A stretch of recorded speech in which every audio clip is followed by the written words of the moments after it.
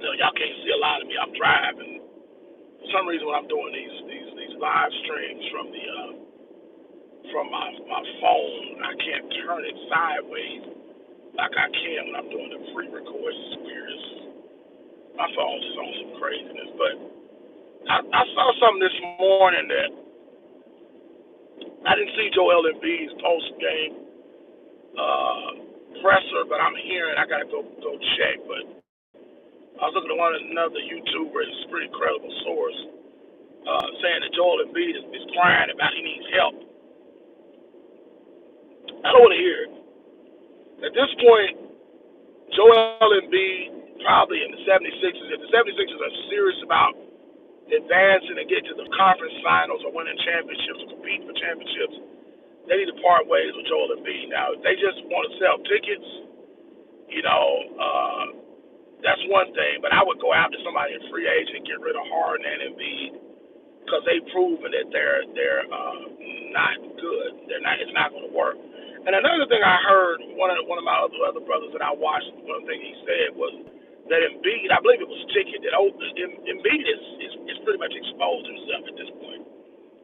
Because he was with all that heart, but he left Ben Simmons out to dry. And Ben Simmons, yeah, he was part of the problem, but usually in those kind of situations, it takes two to tango. Whenever you got these super teams or these teams that got these two big stars, whatever, these high draft recruits that eat up half your salary cap, and they don't really produce. It's not always just one person's fault. More times than not, it takes two.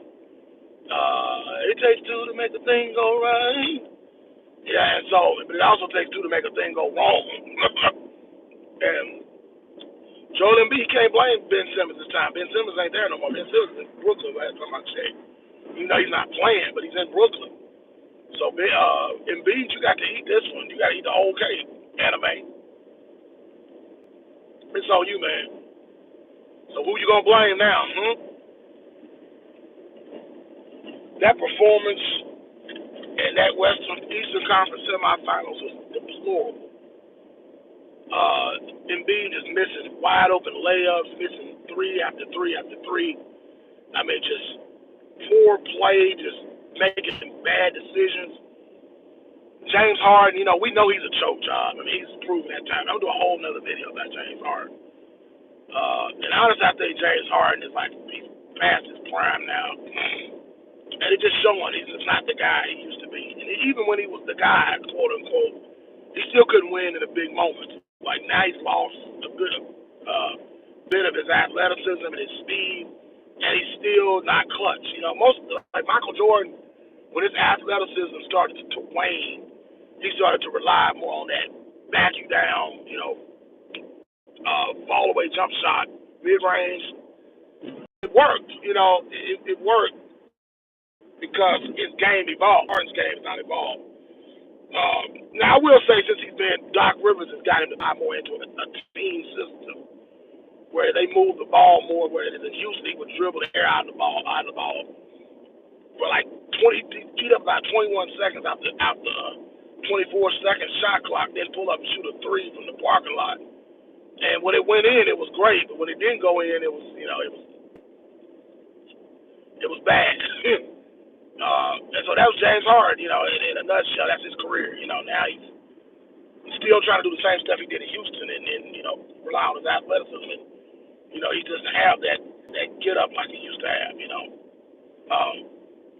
And what happens to every good player with time, age, and attrition, it just happens. But James Harden is this time, let's just call it what it is. Embiid, Harden, they are what they are, Those guys are not going to lead you to a championship. It just is what it is. It's time for us to tell the truth about these guys. And if they are serious about winning a championship, the 76ers, I would blow this thing up, get rid of those guys, see what you can get from them, package them in a trade, and see if you can get one superstar and build some good depth around them, around the team, get some depth and just start over, man. This Embiid Harden experiment is not working. And the sad thing about it is, you'll probably see the announcement that Doc Rivers probably gonna get fired. That's probably gonna come down today or sometime this week. And it's sad that Doc is gonna get all the blame for this.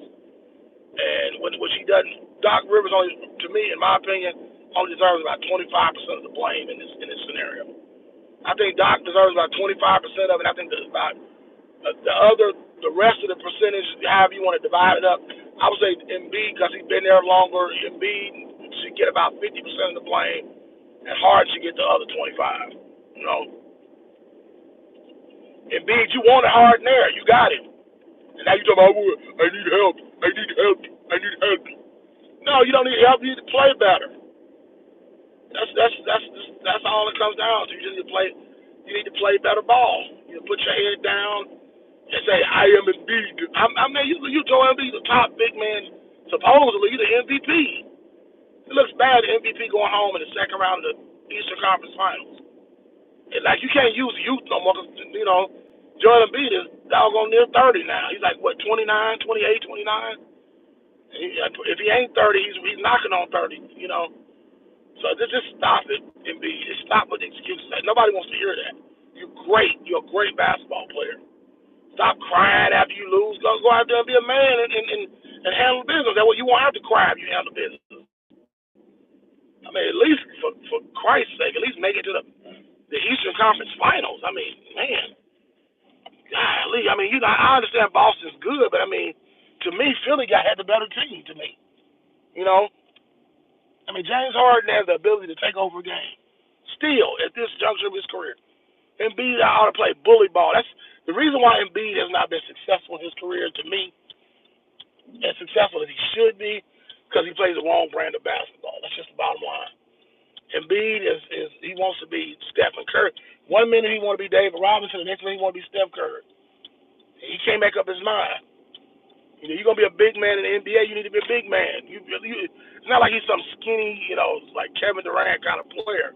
Get your big behind down there, back him down, get down in the post,